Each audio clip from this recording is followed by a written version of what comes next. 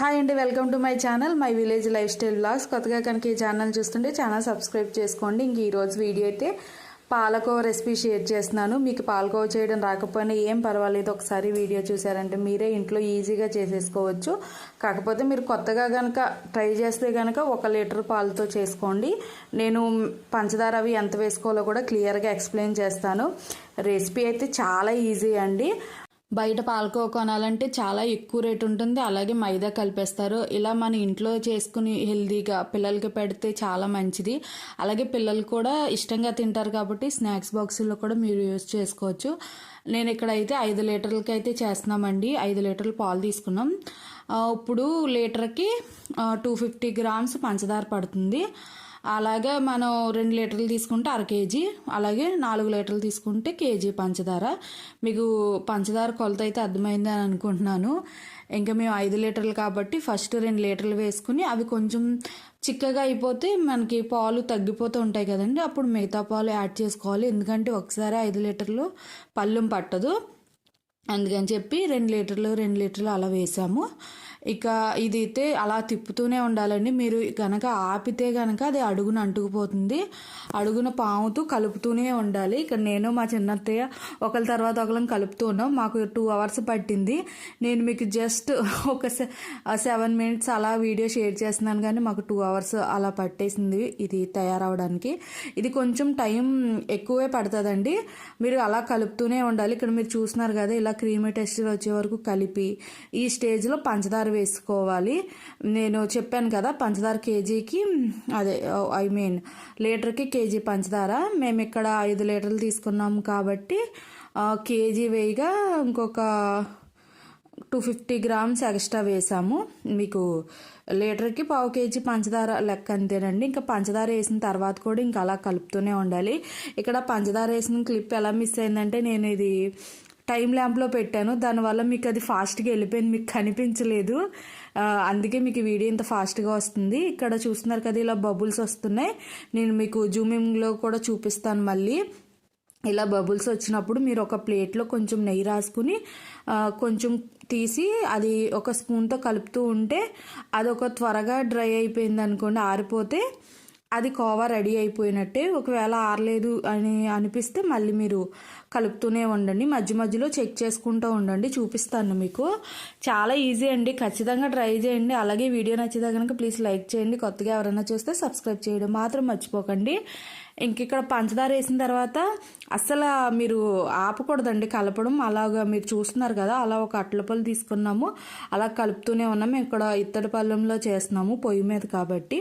మీరు ఎలా తీసుకున్నా ఎడల్పుగా ఉండే గిన్నె ఉంటుంది కదా, అలాంటిది తీసుకోండి.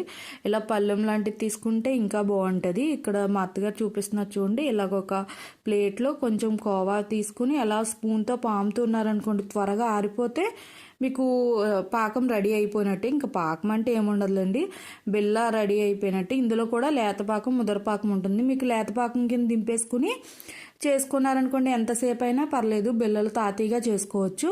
ఒకవేళ ముదరపాకం అయితే త్వరగా చేసుకోవాలి. ఇక్కడ బెల్ల రెడీ అయిపోయింది, అందుకని దింపేసి చూస్తున్నారు కదా, ఇదే ఇందాక ప్లేట్లో వేసి కలిపాం కదా, ఒక 2 మినిట్స్ పట్టింది మాకు ఇది. మేము ఈ స్టేజ్లోనే దింపేసాము. ఇలా దింపేసుకుంటే బెల్లలు తాతీగా చేసుకోవచ్చు అండి. అదే ఒకవేళ ముద్రపాకం వచ్చేస్తే మనం చేసే లోపల ఆరిపోతుంటుంది, దానివల్ల బెల్ల పగిలిపోతుంది, అంటే బీటలు వచ్చేస్తుంది, ఆ టైప్ అయిపోద్ది.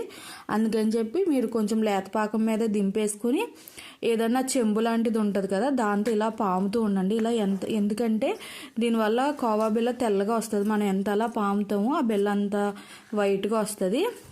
ఇక్కడ చెంబు ఆరడం బట్టి కూడా మనకి ఏ పాకం వచ్చిందో తెలిసిపోతుంది. చెంబు ఒకవేళ త్వరగా ఆరిపోయింది అనుకోండి, ముద్రపాకం వచ్చినట్టు, అప్పుడు బిళ్ళలు ఫాస్ట్గా చేసేసుకోవాలి. అది లేకపోతే వేడి చల్లారిందంటే గట్టిగా అయిపోతుంది. ఒకవేళ మీకు గట్టిగా అయిపోయింది అనిపించింది అనుకోండి, ఏం పర్లేదు, మళ్ళీ దాన్ని స్టవ్ మీద పెట్టి కొన్ని పాలు వేసుకుని దాన్ని మళ్ళీ ఒకసారి వేడి చేసుకుని బిళ్ళలు చేసేసుకోవచ్చు.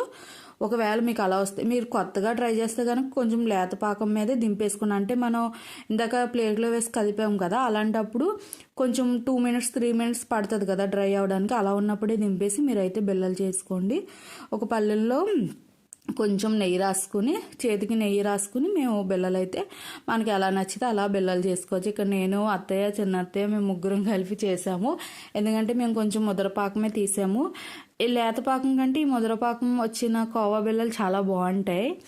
ట్రై చేయండి ఖచ్చితంగా. ఈ రెసిపీ అయితే ట్రై చేసి మీకు ఎలా వచ్చిందో కామెంట్ చేయడం మాత్రం మర్చిపోకండి. చాలా ఈజీ అండి, కొత్త కొంచెం టైం ఎక్కువ పడుతుంది, కానీ టేస్ట్ కూడా అంతే బాగుంటుంది కదా. మన చేతితో మనం చేసుకుని తింటే ఆ హ్యాపీనెస్సే వేరు. ఇక్కడ ఫాస్ట్గా చేయాలి కాబట్టి త్వరగా చేసేస్తున్నాము. కొంచెం నెయ్యి రాసుకుంటూ అలా చేసాము. బెల్లలు అయితే చాలా టేస్టీగా వచ్చినాయి. అలాగే 5 లీటర్లకు కదండి, మాకు ఇంచుమించు 125 బెల్లలు వచ్చినాయి. అంటే 125, 130 అబోవ్ వచ్చినట్టున్నాయి అలా కౌంట్లో. అదే మనం కొనుక్కుంటే కనుక అసలు చాలా ఎక్స్పెన్సివ్ కదా. ఇప్పుడు మాకు పోనీ 5 లీటర్లు లెక్క పెట్టుకున్న ఒక 400 అలా అవుతుంది. పంచదార కేజీ కాబట్టి ఒక 60 రూపాయలు లాగా వేసుకోండి. కేజీకి ఇంకొంచెం ఎక్కువ కదా, ఇంకో పావు కేజీ అంతే. 500 లోపే మనకి ఇన్ని వచ్చినాయి. అదే మనం కొనుక్కుంటే 500కి అసలు ఒక బాక్స్ ఇస్తాడేమో అంతే. కొంచెం టైం కానీ ఖచ్చితంగా ట్రై చేయండి. ఇంకా పాలు అంటారా, మాది రీసెంట్గానే గేదె తినింది కదా, అందుకని మేము పాలు ఏం కొనలేదండి. ఇప్పుడు పాలు ఉన్నాయనే పాలకోవ కూడా చేసుకుంటున్నాము. నాకు కూడా చాలా ఇష్టం, మా అబ్బాయికి చాలా ఇష్టం పాలకోవ అంటే. నేను చాలా తక్కువ తింటానండి. కాకపోతే ఖచ్చితంగా ట్రై చేయండి. మీరు ఫస్ట్ టైం కనుక ట్రై చేస్తే తక్కువ పాలతోటే చేయండి, ఎందుకంటే పాకంలో కొంచెం అటు ఇటు అయినా నెక్స్ట్ టైం ఇంకా బెటర్గా వస్తుంది కదా. ఖచ్చితంగా ఇలా కనుక మీరు ఫాలో అవుతే ఫస్ట్ టైమే కరెక్ట్గా చేసేస్తారు. కాకపోయినా కొంచెం తక్కువతో చేసుకుంటే మంచిది కదా, అందుకని చెప్తున్నాను. ఇంకా నేను రసకూర కూడా చేశాను, ఆ వీడియో కూడా నేను పోస్ట్ చేస్తాను. అలాగే మా ఛానల్లో డైలీ వ్లాగ్స్ వస్తూ ఉంటాయి, వాటిని కూడా చూస్తూ ఉండండి. నచ్చితే కనుక లైక్ చేయండి, అలాగే ఛానల్ సబ్స్క్రైబ్ చేయడం మాత్రం మర్చిపోకండి. ఇక్కడ మా ఆయన కూడా వచ్చి జాయిన్ అయ్యారు, ఎందుకంటే త్వరగా డ్రై అయిపోతుంది కదా, ఫాస్ట్గా చేయాలి అందుకని చెప్పి మొత్తం నలుగురం కూర్చొని చేసేసాము. ఇక్కడ మీకు టైం ల్యాంప్ పెట్టాను, అందుకే వీడియో అంత ఫాస్ట్గా వెళ్ళిపోతుంది. ఇంకా కోవా బిళ్ళలు కూడా రెడీ అయిపోయినాయి, 2 పళ్ళాల్లోకి వచ్చినాయి. ఇవి ఆరిన తర్వాత మనం బాక్స్లో పెట్టుకొని స్టోర్ చేసేసుకోవచ్చు. మీకు ఇంకొకటి చెప్పడం మర్చిపోయాను, ముద్రపాకం పెట్టిన కోవా బిళ్ళలు అయితే ఎక్కువ రోజులు నిల్వ ఉంటాయి. మనం లేత పాకం పెడతాం కదా, అవి త్వరగా పాడైపోతాయి. దాన్ని బట్టి మీకు నచ్చినట్టుగా మీరు చేసుకోవచ్చు. ఇంక ఈ వీడియోని కూడా ఇక్కడితో ఎండ్ చేస్తాను. మీకు క్లియర్గానే చెప్పాను అనుకుంటున్నాను. వీడియో నచ్చితే లైక్ చేయండి, ఛానల్ని సబ్స్క్రైబ్ చేయండి. Thank you for watching. By by.